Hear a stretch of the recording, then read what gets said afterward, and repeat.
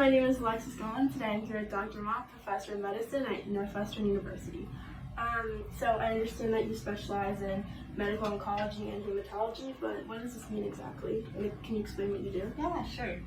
Yeah, so medical oncology, we're physicians that are taking care of cancer patients. So we're specializing in cancer care. And hematology is focusing on blood disease. So usually when we're getting trained, we're trained in both areas and we do combined practice. And since I'm in the academic center, so I kind of subspecialize in the hematology and oncology field. So I primarily focus on treating lymphoid leukemias and lymphomas, so which is a special type of blood cancer.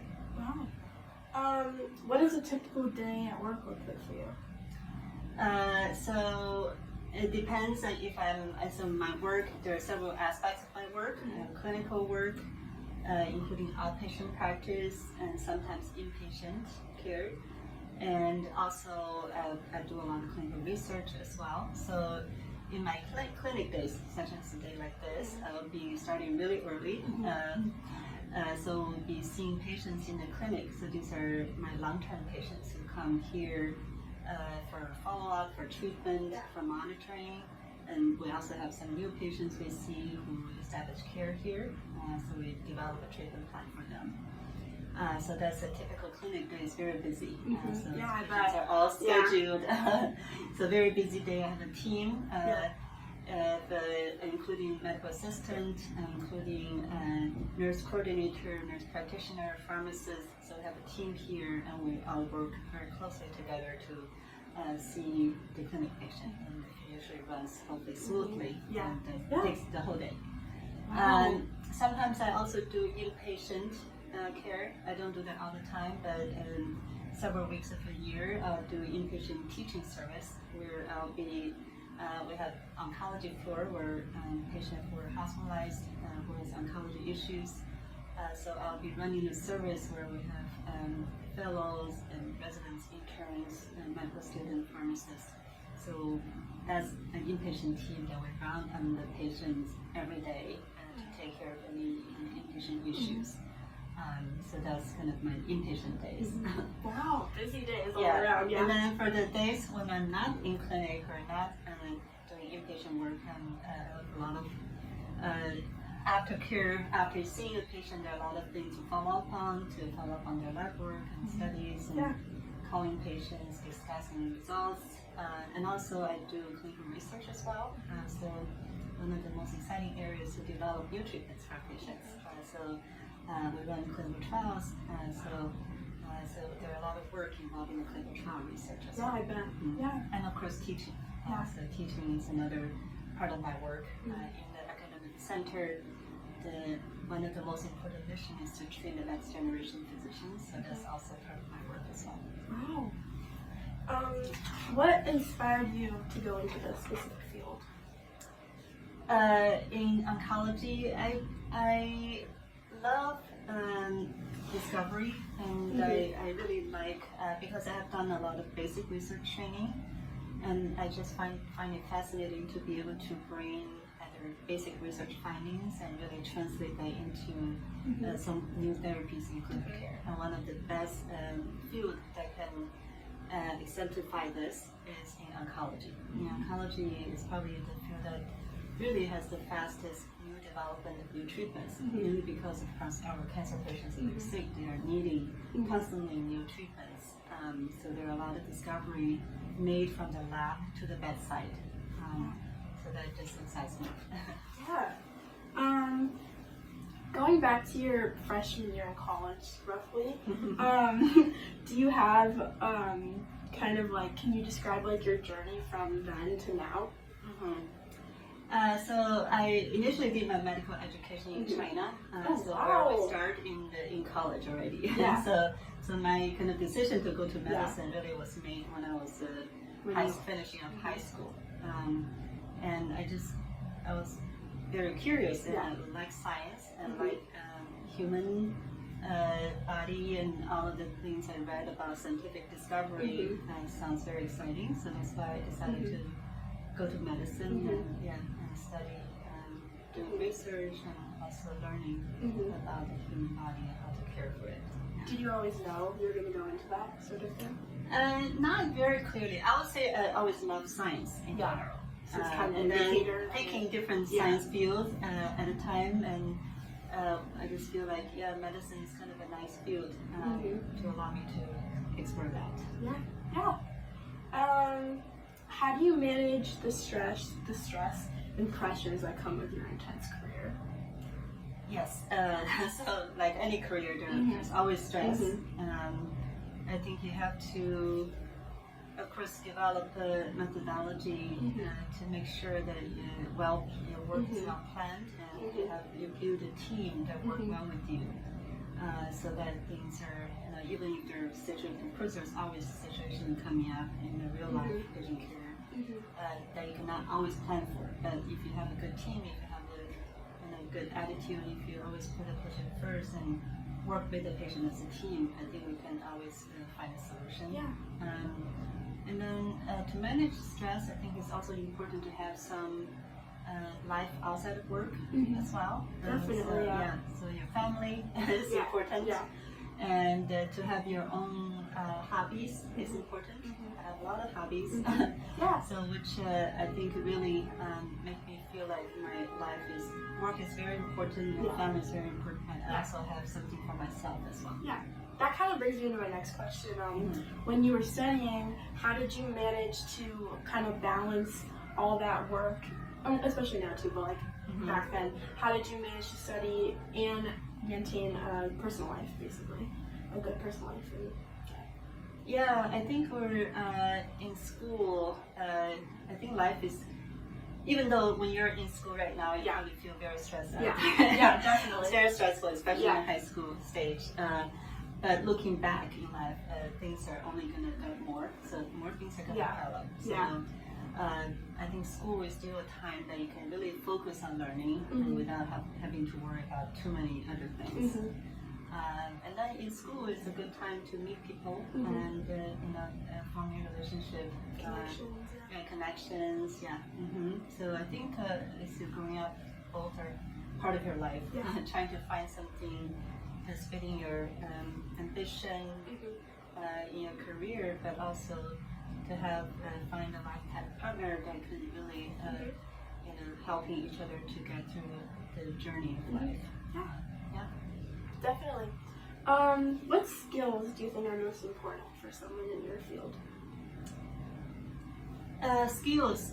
So in the medical field, of course, you have to have a solid knowledge base. So it's important to always renew your knowledge, always keep up with the new development, always staying in the front of the field so that you can really serve your patient well. And then communication skills is very important as well, because patient-facing patient care is about communication. So patients are not just getting the care from your knowledge, but they're also getting the care from actually caring as a person. You're not just caring for the disease, you're caring the patient as a person. Definitely. So I think forming that connection, forming that rapport relationship is important for the patient. They feel comfortable, they feel more secure, and they feel they're well cared for. So I think communication skills is very, very important. And then, of course, in our field, we have teaching, we often go out for presentations and also teaching the community doctors. So presentation skills is important. Public speech skills. This is all coming with practice. Definitely. No one is born with it, but the more you do it, you more get practice. better. Can you share like a memorable experience you have with the patient, kind of? Many. Many memorable moments. In oncology in particular, we have often long-term relationship with patients. We often see patients for many years. But of course, unfortunately, there are still sometimes the patient you cannot save all. Sometimes they still succumb to their disease, and that can be painful. And definitely, I can have many patients that we have really become so close, like friends, and it's very difficult to say goodbye sometimes. I still remember when in my earlier career when I first started practicing, one of my patients elderly Italian lady. It's very lovely, and she, even though she is struggling with the disease, going through treatment, but she always thinks of others, and then she'll be making this special Italian little dessert for us, or knitting scarf for my daughter. Oh, wow. So and then she did well for several years, and then we were invited to her 60th wedding anniversary with her big Italian family and singing and dancing. It's very nice. And then it came to, unfortunately, she ultimately, her disease took a worse turn. This is years ago. And so then ultimately she chose comfort care. I was saying goodbye to her and her husband, and she was telling me the story when they came together from Italy to the United States, how they started their young family, and how things are evolving over the years. Just very touching. Are there any recent breakthroughs in your research that you excited about? Or? Yes. So I think when you're seeing challenges in patients struggling with disease, that's really motivating you to find new treatments for patients. So I think we're very lucky that in our field there are a lot of major breakthroughs. For example, over the past 10 years or so, we used to use chemotherapy as a primary treatment for the disease we're caring for, called chronic lymphocytic leukemia. But in recent years, we no longer use chemotherapy. Oh, really? So, now I it's didn't all, even know that. So chemo-free treatments, targeted therapies, and primarily oral medications, and the patient can take it and having disease well control, and they can live their normal life and enjoy going. That's amazing. Continue their work. It's very exciting. The field has evolved very quickly.